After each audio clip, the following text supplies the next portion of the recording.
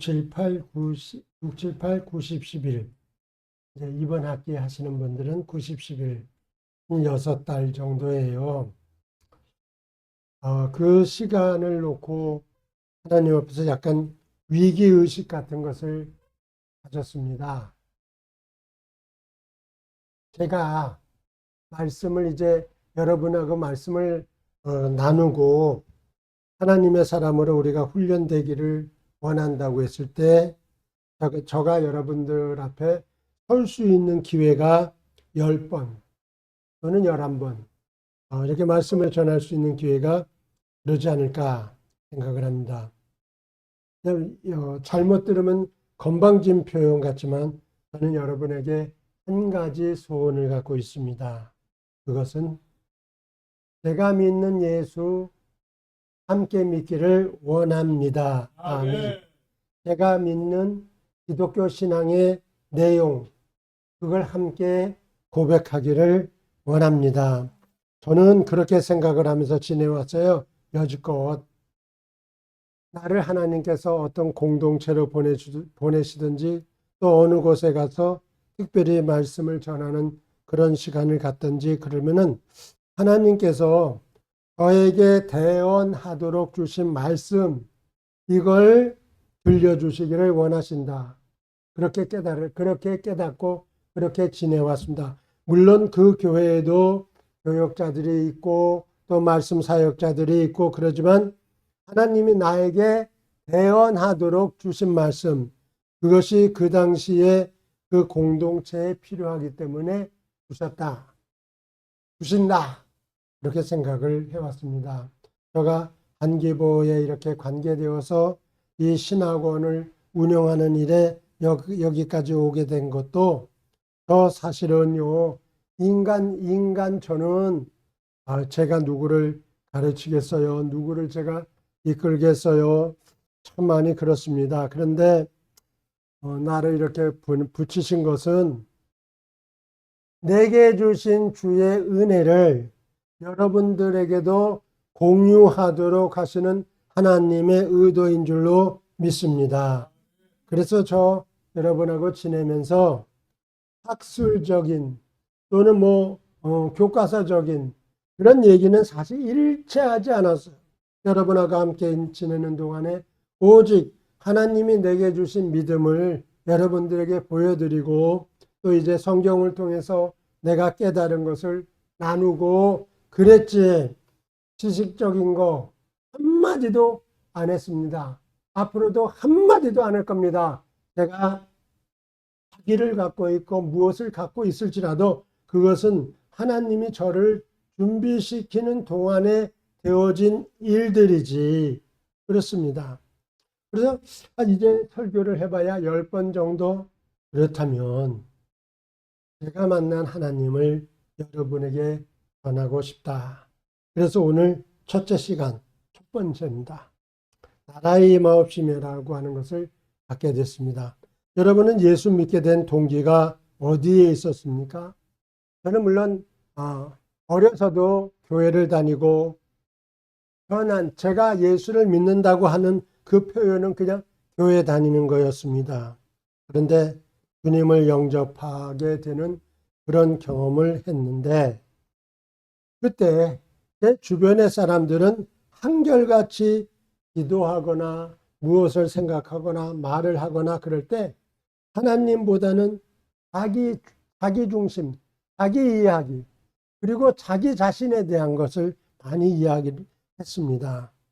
근데 저는 그럼 이제 하나님을 제가 아버지라고 고백을 하고 또 그런 체험을 했으니까 기도하고자 하는 욕구 그런 것이 생겼는데 어떻게 기도를 하는가? 그게 문제였습니다. 그런데 저하고 똑같은 사람을 제가 만났었습니다. 1900 옛날 얘기하지 맙시다. 근데 어떻게 만났냐? 그 사람이 구역 예배에서 청년 구역 예배에서 기도하는데 하나님 안녕하십니까? 그렇게 기도를 시작을 했습니다. 그렇게 해서 기도를 마칠 때 하나님 이제 이만 줄이겠습니다. 이렇게 했어요. 그때 좌중은 많이 웃고 그랬죠. 그렇지만 저는 그게 아주 감동이 되었습니다.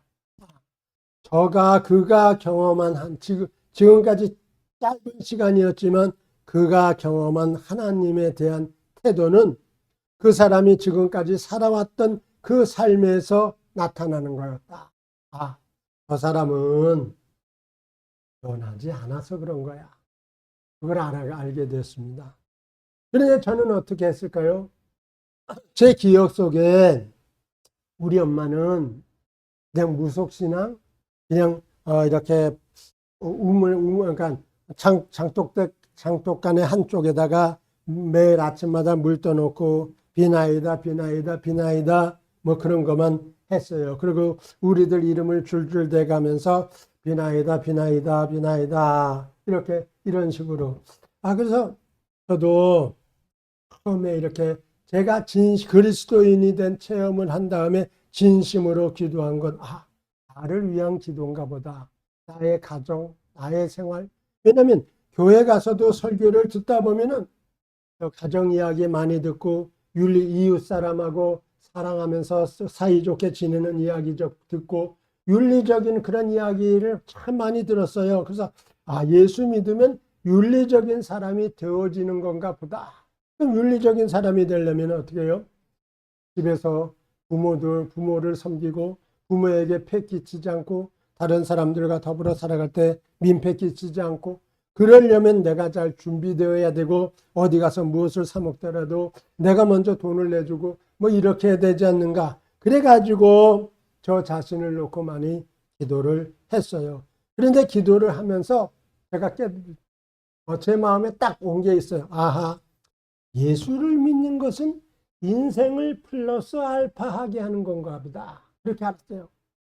그 당시에 제가 설교를 들을 때도 자기 힘으로 뭘 하지 못한 사람들이 하나님의 도우심으로 막 잘 나가고 이기고 그러니, 특별히 뭐 다윗도 그렇고 솔로몬도 그렇고 그 이후에 여호수아도 그렇고 설교를 할 때마다 하나님이 도우셔서 이겼다는 뭐 그런 얘기들만 그런 식으로 설교를 들었어요. 하나님이 도우셔서 이겼다. 결국은 제가 들은 설교는 언제나 사람 중심이었지 하나님하고는 상관이 없는 거였어요. 누가 하나님이 어떻게 해주셔서 이겼다.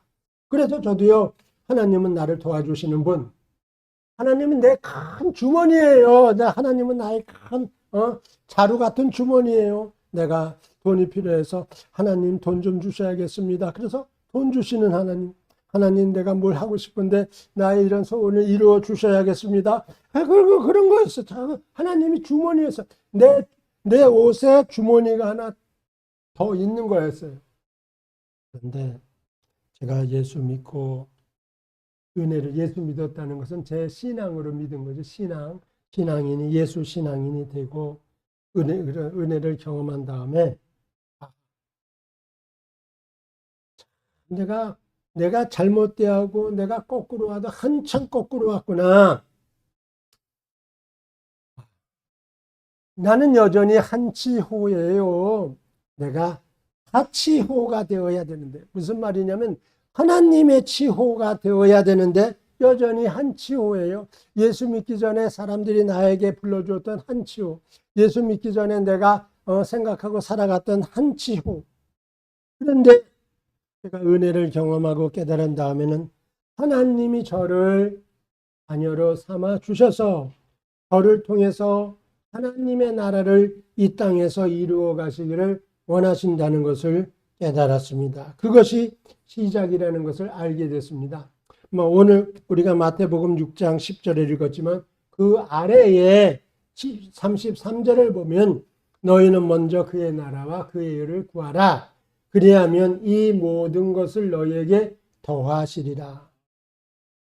깨달은 거예요. 내가 여지껏 매달려서 여지껏 부르짖고 여지껏 간구하고 했던 것들은 하나님이 더해 주시는 것 속에 포함되어 있고 내가 구해야 될 것은 오직 하나님의 나라라는 것을 알게 되었습니다. 그러니까 나는 하나님을 구하지 않고 하나님이 덤으로 주시는 것, 거기에 나는 목말라 있었던 거예요. 그냥 하나님을 믿지 않고 내 자신에게 내게 중심이 되어서 살았던 것을 이제 해결을 하면서 저를 다시 정립하기 시작했습니다. 세상에서 자녀가 태어나도 부모는 그 자녀에 대한 자기의 소망을 갖고 있고, 그리고 또 자녀에게 어떤 의도가 있는 것을 알아차려 가지고 부모는 그것을 장려해주고 자극해주고 적극적으로 도와주어서 그가 원하는 삶을 살아가도록 이끌어주는데, 그걸 알았어요. 하나님께서 나를 자녀 삼아 주신 것은 하나님의 의도가 있다. 그걸 알게 되었습니다. 그러면 하나님의 의도는 무엇일까? 오늘 본문에 읽은 대로 첫째로 깨달아야 될 것은 하나님의 백성이 되어야 한다는 사실입니다. 믿으십니까? 아멘. 어느 나라를 생각해 봅시다. 어떤 나라든지 주권자가 있고 그 따르는 백성이 있고 주권을 행사하는 땅이 있어요. 그것이 나라의 세 요소입니다. 주권자와 땅과 그 주권에 복종하고 순응하는 백성, 이 세 가지가 그 나라의 요소입니다. 그럼 하나님의 나라는 무엇인가? 하나님은 우리의 주권자가 되시고 우리는 그의 백성이고, 우리가 살아가는 이 시간이, 이 공간적인 시간적인 시간이 바로 하나님의 나라라는 것을 깨닫게 되었습니다. 그래서 이제 저의 기도가 어떻게 변했는 줄 압니까? 나 자신을 구하는 그런 기도는 이제 제 간구 속에서 다 사라져 버렸어요. 대신에 내가 오늘도 하나님 통치 안으로 들어가기를 원합니다. 하나님이 나를 쓰시고자 하는 대로 나를 맡겨드리기를 원합니다. 하나님 나를 사용해 주시기를 원합니다. 그런 기도로 이제 바뀌어졌어요. 그러다 보니까 나의 생각이 뭐예요? 마음이에요. 나의 마음이 하나님께로 향하는 거예요. 하나님께로 나가는 겁니다. 그래서 나의 마음을 하나님께 드려서, 하나님, 내가 오늘 하나님의 자녀 한치호로서 어떻게 지내면 좋겠습니까? 하는 그렇게 여쭙는 그런 심정을 갖게 되면 성령 하나님께서 내게 감동을 주시고 성령 하나님이 내게 마음을 주셔요. 그러면 그거에 순종을 하는 거예요. 다른 거 없어요. 그게 순종하는 거예요. 전에는 어떻게 했는지 압니까? 전에도 역시 나는 몰라요. 그런데 성령 하나님이 내게 감동해 주시고 내 마음에 오셔서 쏙싹쏙싹 해주시는데 그걸 알지를 못했어요. 그걸 알지를 못해서 그런 시간이 있었는데 그냥 지나가 버렸어요. 얼마나 많은 시간을 그냥 지나갔는지 모릅니다. 굉장히 많은 시간을 그렇게 해서 보냈어요. 오직 나의 소원과 나의 꿈을 이루는 것과 우리 부모가 해줄 수 없는 것 하나님이 저 해달라고 간절히 매달리는 거, 그런 걸로 살았을 뿐이에요. 하나님이 내게 그때도 돌이켜보면 하나님이 내게 오셔서 마음을 주시고 어떤 음성을 듣게 하시고 그랬는데 그걸 그냥 지나쳤어요. 그러면서 이제 제가 깨달은 것이 조금 오래됐는데 매일 감사 10도를 하게 되었습니다. 매일 감사 10도는 10가지의 기도를 하는 거예요. 매일 감사한 거. 그러면 누군가 제 이야기를 들으면 사람이 사는 것이 그저께하고 어제나 오늘이나 똑같고 내일도 뭐 변함없이 그럴 텐데 그렇게 생각을 하죠. 저도 처음에는 매일 감사 10도를 하면서 그런 생각이 없지 않아 조금씩은 있었습니다. 그런데 아니요. 시간이 지나면서 기도했던 그 기도의 색깔이나 기도의 의미나 그 간구하는 저의 심정이나 이런 것들이 조금씩 달라져서 제가 그 수첩에다가 이렇게, 저는 수첩 대장입니다. 수첩에다가 이렇게 예전에 쓴 것들을 먼저 이렇게 되돌아보면은요, 제 기도가 많이 달라지고 있어요. 성장이나 성숙 그런 개념이 아니라 기도가 많이 달라지고 있다. 어떻게 달라져요? 전에는 내 중심으로 내게 원하는 것, 내가 기도의 포인트가 되어서 기도했던 것들이 많은데 이제는 하나님의 뜻이 이루어지고 하나님께 영광이 돌려지고 하나님의 일들을 성취하기 위해서 고민하고 그런 것들로 이렇게 채워지는 것을 이렇게 보게 되었습니다. 그리고 매일 감사 기도를, 그러니까 10가지의 매일 감사 기도를 하다 보면은 그 기도에 내가 초점이 맞춰져 가지고 이 세상을 살아가고 있음에도 불구하고 세상을 살아가는데 염려나 근심이 크게 오지를 않아요. 보세요. 저에게 어떤 라디오를 틀어서 라디오에서 어떤 음악이 나옵니다.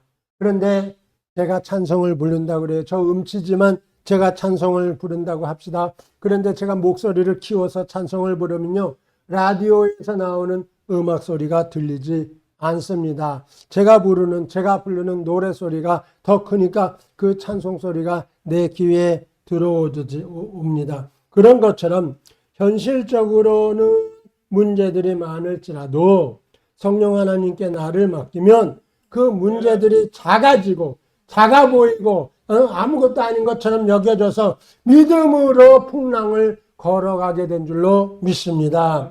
그런 경험을 참 많이 했습니다.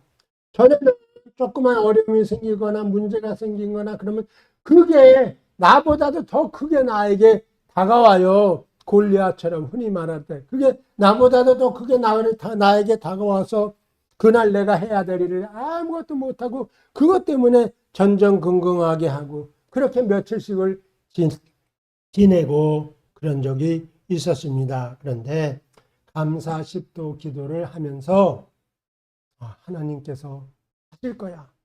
이 일을 통해서 하나님이 당신이 누구신가를 나에게 보여주시려고 하나님이 누구신가를 나에게 알게 하시고 내 주변의 사람들에게도 알게 하시려고 이런 사건들을 만들어내시고 이런 일들을 만들어내시는 거야. 그렇게 생각이 들었어요.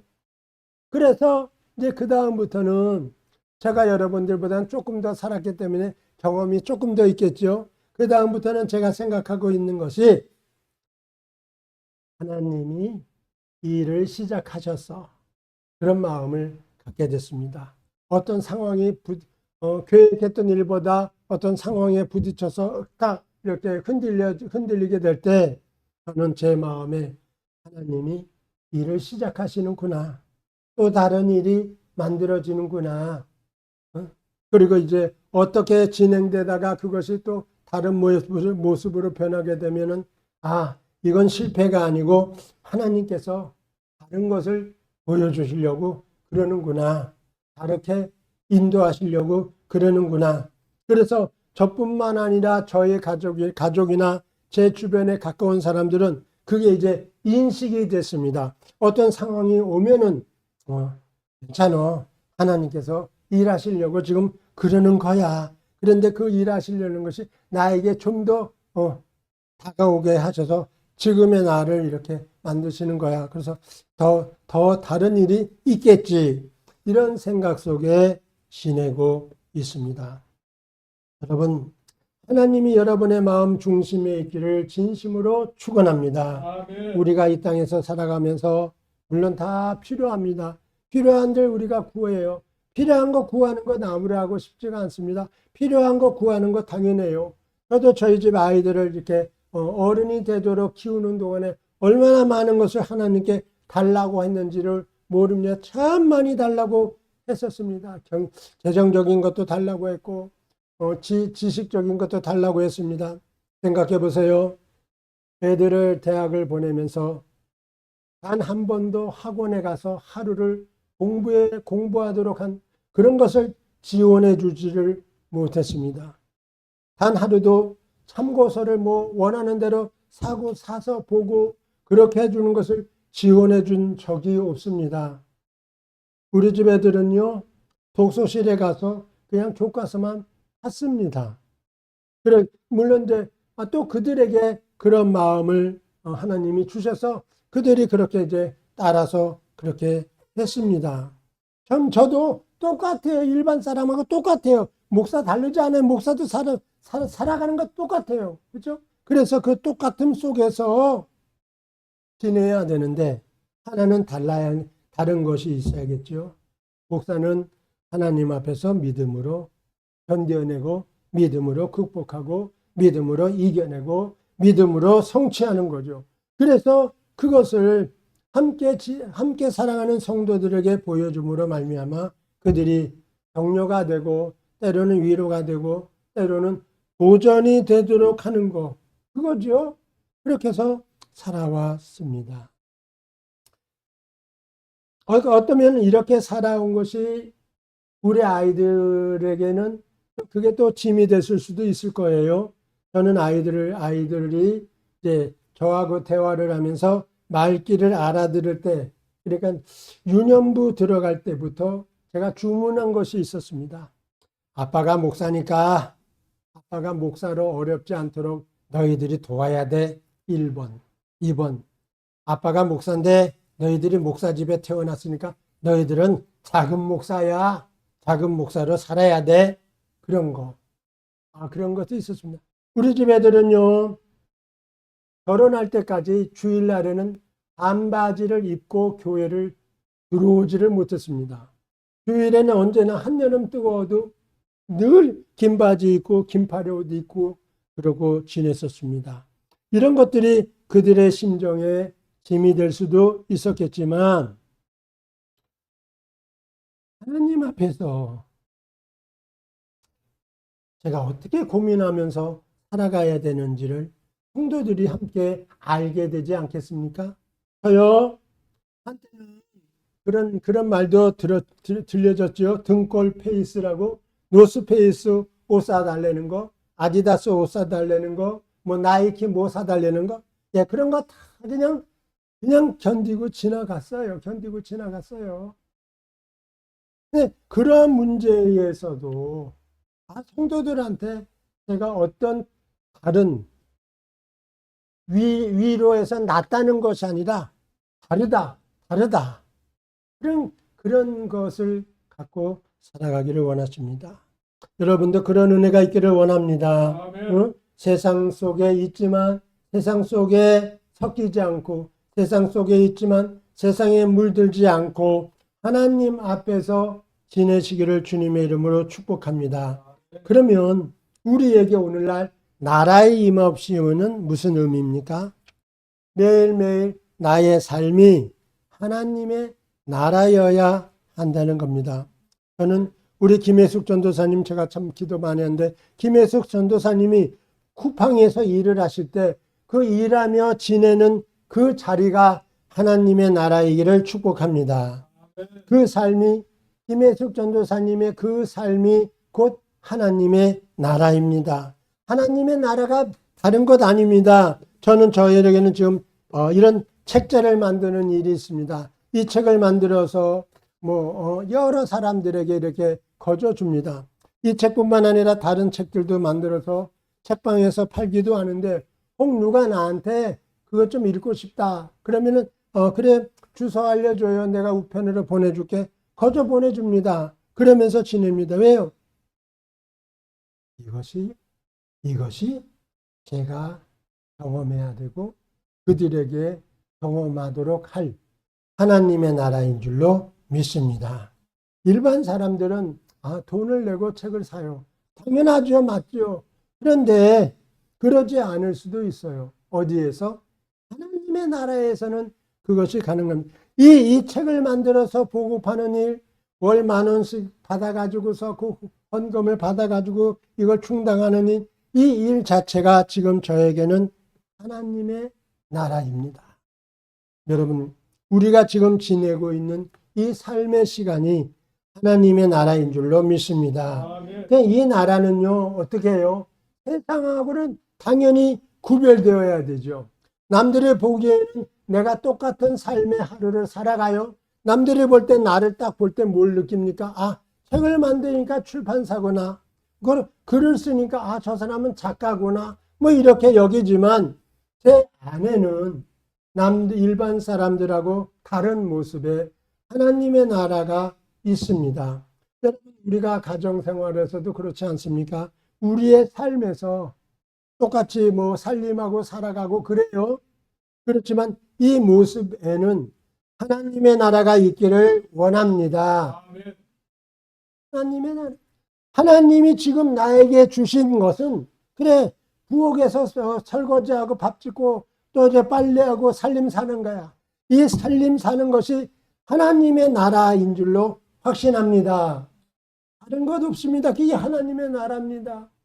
그 나라에서 그가 그런 충성을 다해 주어야 또 이제 바깥 사람, 남편 되는 사람, 또 그의 가족들이 또 자기들의 삶을 살아가는 것 아닙니까? 그것이 또 하나님의 나라입니다. 그래서 저는 고백할 때 제가 목사지만 제 아내가 그냥 주부예요. 그러면은 제가 그렇게 말합니다. 저는 목사로서 하나님의 일을 하고 내 아내는 살림을 살면서 하나님의 일을 하는 거야. 그런 의식을 갖고 있습니다. 그리고 이런 생각 속에 주변이나 후배 목사의 가족들에게도 그렇게 권면을 합니다. 그리스도인이 살아가는 하루하루가 하나님의 나라입니다. 이 나라에 하나님이 주인이 되시고 하나님의 통치를 점점 더 많이 받으시는 역사가 우리에게 있기를 원합니다. 처음에는 그래 이게 하나님의 나라야 그렇게 배워가지고 조금 하지만 이제 시간이 흐르다 보면 내가 자원해서 하나님의 통치에 더 깊게 들어가고 하나님의 통치에 더 많이 들어가서 주께서 원하시는 대로 살아드릴 수 있는 우리가 되기를 원합니다. 그것이 바로 하나님의 나라고 그것 때문에 우리를 사명자로 세워주시는 줄로 믿습니다. 기도하겠습니다. 자비로우신 아버지 하나님 감사합니다. 우리를 불러 세우시고 세상에서 살게 하셨지만 또 우리를 그들과 다르게 주의 일꾼 하나님의 일을 맡은 사명자로 세우시려고 오늘도 이곳에 우리를 보내셔서 공부하도록 하셨사오니 주님 원하시는 대로 쓰여지게 도와주옵소서. 주님 원하시는 대로 저희들이 만들어지게 도와주옵소서. 예수님의 이름으로 기도합니다. 아멘.